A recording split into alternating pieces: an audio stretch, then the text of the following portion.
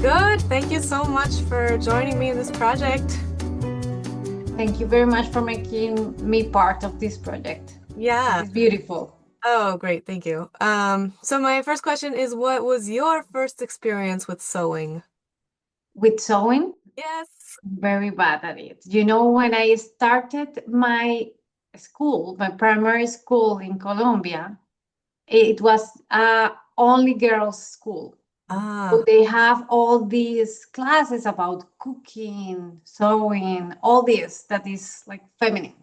wow. And when I get in, there was a transformation of the schools, like to try to make women or girls more equal to boys.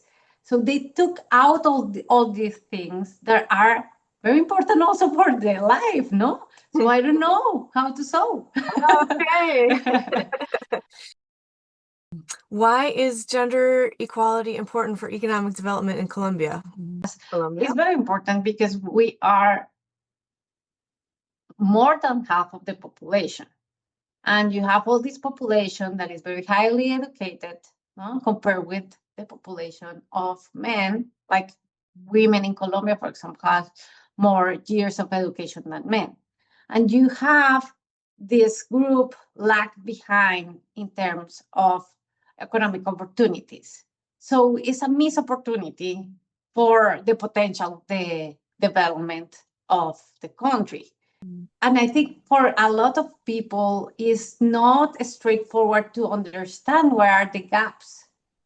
When you show with numbers the gaps, then you realize that there's a lot of differences in opportunities for men and women. That's so interesting. That's such a practical answer, right? Like, what is education for? It's for advancing us and for bringing productivity and earning and improving lives and such things. And I will contrast that with how do you experience this economic work as art, which is a little bit less, well, I'm sure it's very practical, but we don't think of it as being practical.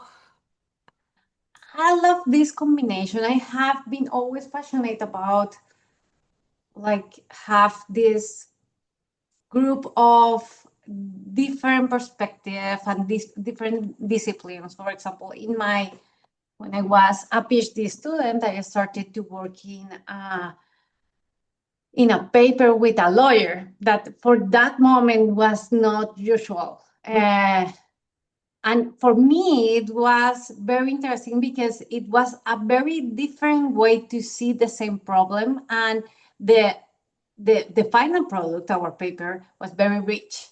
And I think that if I, like at the end, we were able to change the law in Colombia, the main idea was that you have to also give a father's leave because only giving maternity leave, you are going to have unintended consequences for women in the labor market. But I think that what was very powerful there, that it was all this math, all these econometrics, and then you have the other part that is the lawyer talking also to the lawyers. So it was a really good way to mix and be able to reach these audiences. Oh, that's great. Yes, that's so different, pulling together the two different subjects is definitely an art. Yes, and also my husband is an artist also. Okay. So for me, I can see the power, and I think that we have to start to measure Mm, all the power of theater, art, all that can change our social norms, can make contributions, and can allow us with data to start having a specific treatments for the population to help to close these gaps. that's great. So I love that you are combining these two. Thank you. So on your Twitter, you sometimes post your fashion pics, like from a wedding. You like have your picture from the wedding. That's very beautiful. You come across as very fashionable. But fashion is often minimized as a female indulgence. So I'm wondering, like, as a female economist, how you value fashion, perhaps like at the workplace or when you go to talk with the Congress in Colombia, how you think about these choices of fashion. I think it's very important, like how you look. Like you can look like powerful, empowered with how you present yourself or not. And I'm very mindful about that. So if I'm in a big setting that I want to have an impact, for me it's important to really think about what I'm going to wear. Like, and I and you have this idea that you have to like mimic the male fashion, Mhm. right? Because that's in your in your Yeah, that's what mind the way that the leader is going to behave. oh, that's so But for interesting. me, I think that I think that you have to use dresses, you have to use colors. Even sometimes I love to use pants because they are super comfortable. But for these settings, I use a dress. Oh, interesting. I like to embrace my femininity, Uh, and I like to show all these numbers, all the things that I have been studying, all these equations that are like go a little bit in your mind, like contradict a little bit what you are seeing. This is a woman with a dress, mm. and I like to be able to be like a role model with that. You can embrace your femininity. You can also you can be however you like to be, and still you can show all these important research. No, Great. So I didn't make you a dress, but I made you a shirt. beautiful. And I was wondering how your experience has been. Have you gotten a chance to wear it? And if so, where and what's the response?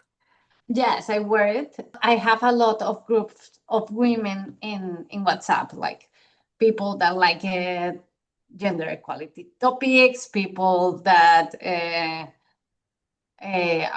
care about women being leaders. So I'm in this all these settings, and so I was like showing these pictures Oh, great. of look at this, it's very cool. It's like this is me.